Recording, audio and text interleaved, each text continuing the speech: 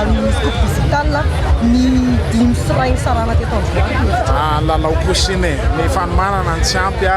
tena lalao iny hitantsika angamba mifanisendry lalao tsara teo na fianambany sy ny akilany fanomanana ny tsy ampy tamin'ilay mpanao politika satria tao anatin'ny 520 andro ny manina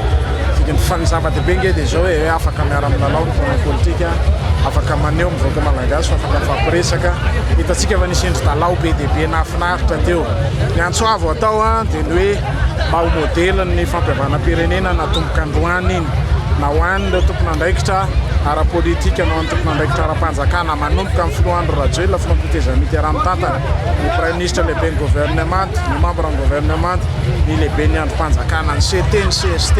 ny fampihavanam-pirenena sy ny sisa mba ho modely ny fampihavanam-pirenena zany le olona ireo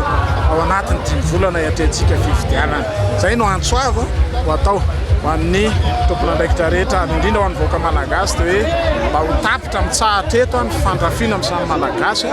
noho ny antony ara-politika fa kosa mba miara-mijerytsika hoe inona ny tombontsoa iraisany rehetra ho amin'ny fampandrosoana amin'ny Madagasikara. Tsy dia midika inona loatra zany angambany satria mety manana fahasahiranana manokana izy fa